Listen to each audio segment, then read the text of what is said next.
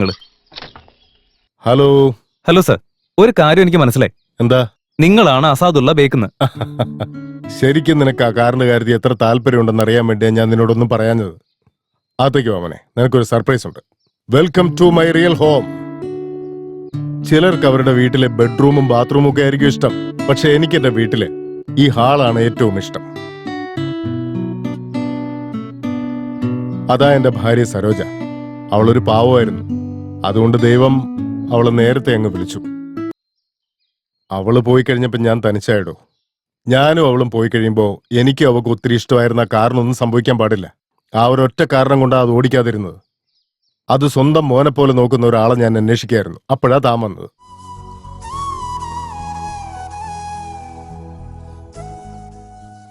ഈ കുഞ്ഞാരെന്ന് മനസ്സിലായില്ല. അതെന്റെ മകനാ. മകനോ? പിന്നെ തനിച്ചാണെന്ന് പറഞ്ഞെന്താ? യെസ്, പക്ഷെ അവൻ ഉള്ളതും ഇല്ലാത്തതും ഒക്കെ ഒരേപോലെയാ. ആ ചർച്ചിന്റെ അടുത്തുള്ള ഒരു സ്ട്രീറ്റിലെ അവിടെ അവൻ എന്റെ അടുത്തേക്ക് വരികയില്ല, ഒരു ഫോൺ പോലും ചെയ്യില്ല. കാശിനോടുള്ള താല്പര്യം അവന്റെ അച്ഛനോടില്ല. ഞാനും അത് വിട്ടു. കാരണം ഈഗോ, ആറ്റിറ്റ്യൂഡ്, എക്സെട്രാ എക്സെട്രാ.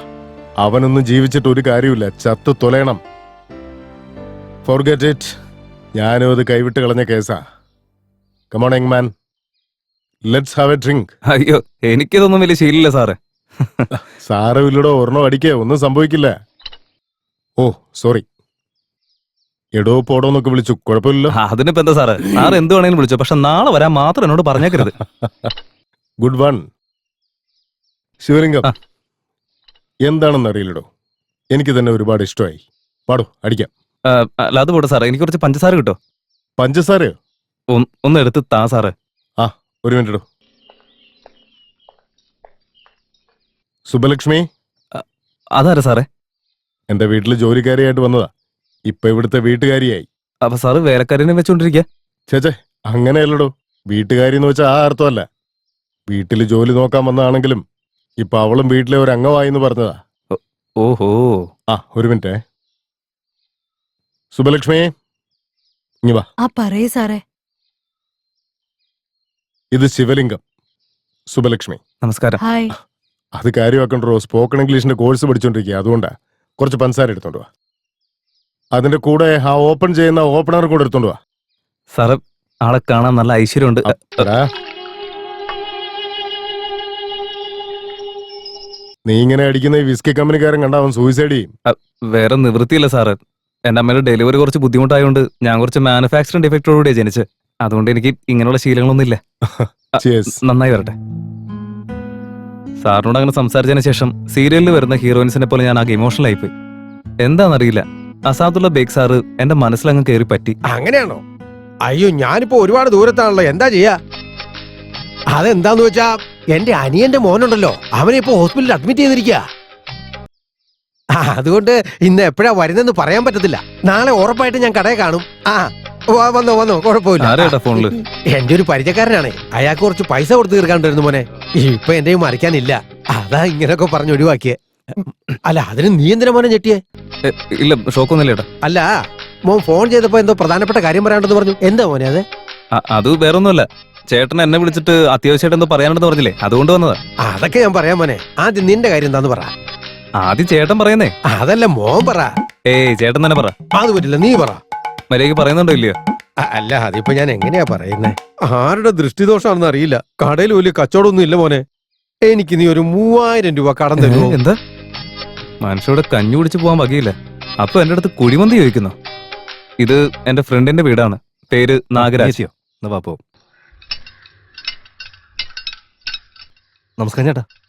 എടാ, എന്തായാലും വന്ന് 10-ാം തീയതിക്ക് മുമ്പ് വരണ്ടായിരുന്നോ? ഇപ്പോഴല്ലേ ഒരുത്തൻ കാശ് മേടിച്ചോണ്ട് അങ്ങോട്ട് പോയത്.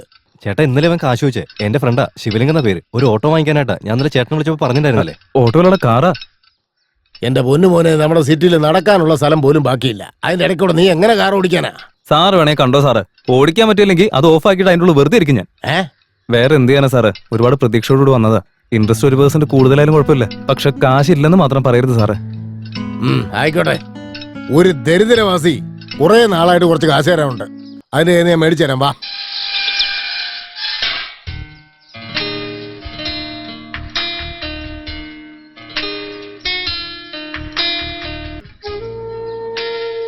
2+2 4. നമസ്കാരം മംഗള മാഡം.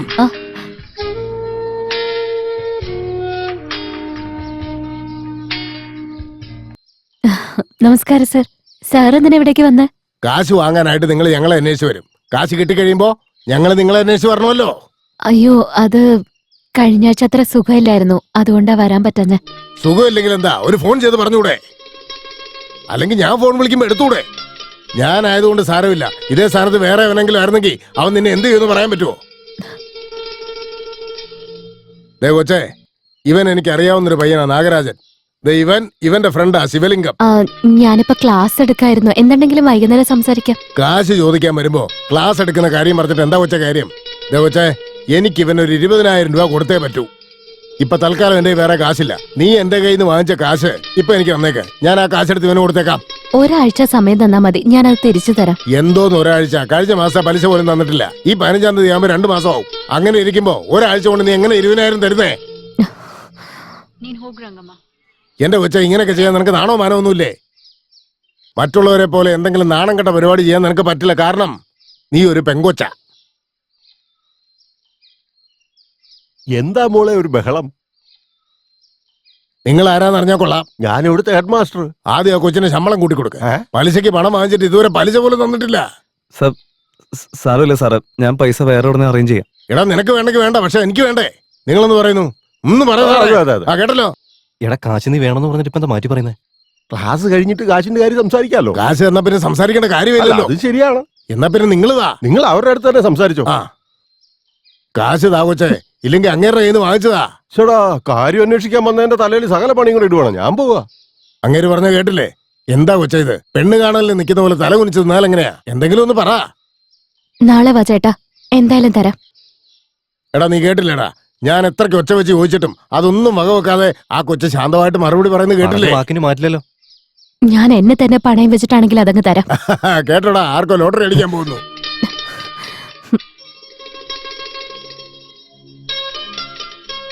ശരി കൊച്ചേ, ഞങ്ങൾ നാളെ വരാം. നടക്കട നാഗരാജ. നീ ഒരു ജോലിസിന്റെ കാര്യം പറഞ്ഞില്ല, അയാൾ എവിടെയാടാ?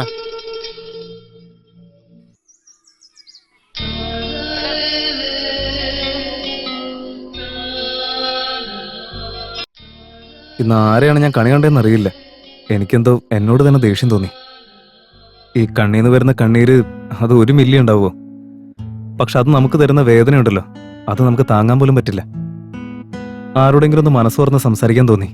അതുകൊണ്ടാ ഇവിടേക്ക് വന്നേ.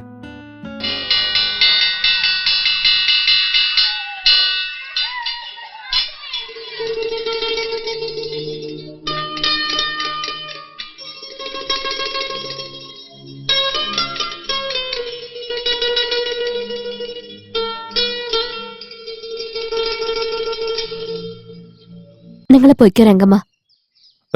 മാഡം, ഒരു മിനിറ്റ്. ഞാൻ കുറച്ചു മുമ്പ് വന്നിരുന്നില്ലേ? ശിവലിംഗം എന്നാ പേര്. ഞാൻ അപ്പോഴേ പറഞ്ഞല്ലേ പണം നിങ്ങൾക്ക് നാളെ തരാന്ന്. പിന്നെ എന്തിനാ ഇപ്പൊ ഇങ്ങോട്ട് വന്നത്? അയ്യോ, ഞാൻ പൈസയുടെ കാര്യം ചോദിക്കാൻ വേണ്ടി വന്നതല്ല. ഒന്ന് അങ്ങോട്ടേക്ക് മാറി നിൽക്കുകയാണെങ്കിൽ എനിക്കൊരു കാര്യം പറയാനുണ്ടായിരുന്നു. ശരി, നിങ്ങൾ ചെല്ല്, ഞാൻ വരാം. ഏയ്, കാര്യം പറ. ഇത് നോക്കി, നായർ സാറിന്റെ അടുത്ത് ഞാൻ പൈസ ചോദിച്ചെന്നുള്ള സത്യ. പക്ഷെ വേറെ ആരുടെ അടുത്ത് വാങ്ങിച്ചതെന്ന് പറഞ്ഞിട്ട് എന്നെ കൂട്ടിക്കൊണ്ട് വന്നതാ. പക്ഷെ അയാൾക്ക് കൊടുക്കാനുള്ളത് ഒരു പെൺകുട്ടിയാണെന്ന് സത്യമായിട്ട് എനിക്ക് അറിയില്ലായിരുന്നു. അറിഞ്ഞിരുന്നെങ്കിൽ ഞാൻ വരുമായിരുന്നില്ല. ദൈവത്തെ ഓർത്ത് എന്നോട് ക്ഷമിക്ക്. ഞാൻ കാരണം നിങ്ങൾ വെറുതെ കരഞ്ഞില്ലേ? ഇത് പറയാനാണോ ഇങ്ങോട്ട് വന്നത്? അല്ല, അത് മാത്രമല്ല, എനിക്കൊരു മനസ്സമാധാനം കിട്ടുന്നുണ്ടായിരുന്നില്ല. ഇവിടുന്ന് പോയതിനു ശേഷം എന്തോ ഒരു ബുദ്ധിമുട്ടായിരുന്നു. മനസ്സിലൊക്കെ ആകെ വിഷമം പോലെ. അതിനിപ്പോ ഞാനെന്താ വേണ്ടേ? നോക്ക്, നിങ്ങൾക്ക് എന്നെ അറിയില്ല, ഞാൻ ആരാ നിങ്ങൾക്കും അറിയില്ല. പക്ഷെ എനിക്കൊരു റിക്വസ്റ്റ് ഉണ്ട്. നിങ്ങൾ ഈ പൈസ എടുക്കണം, എന്നിട്ട് ഈ പൈസ അയാളുടെ മുഖത്ത് കൊണ്ട് വലിച്ചെറിയേ. പറ്റില്ലെന്ന് മാത്രം പറയരുത്. അതിൽ ഒരു നോട്ടിൽ ഞാൻ എന്റെ ഫോൺ നമ്പർ എഴുതി വെച്ചിട്ടുണ്ട്. നിങ്ങളുടെ കയ്യിൽ പൈസ ആവുമ്പോൾ എന്നെ ഫോൺ വിളിച്ച് തന്നാ മതി. ഇത് വേറെ ഒരു ഉദ്ദേശത്തോടെയും ചെയ്യുന്നതല്ല. ഞാൻ കരഞ്ഞപ്പോഴൊക്കെ എനിക്കൊരു ആശ്വാസത്തിന് ആരും ഉണ്ടായിരുന്നില്ല. പക്ഷെ മറ്റുള്ളവർ കരയുന്ന സമയത്ത് ഞാനൊരു ആശ്വാസമാവണമെന്ന് എനിക്ക് തോന്നി. ഹലോ, ഏയ് അവിടെ നിക്ക. ഹലോ, നിക്കാൻ. ഏയ് ഹലോ, അവിടെ നിക്ക.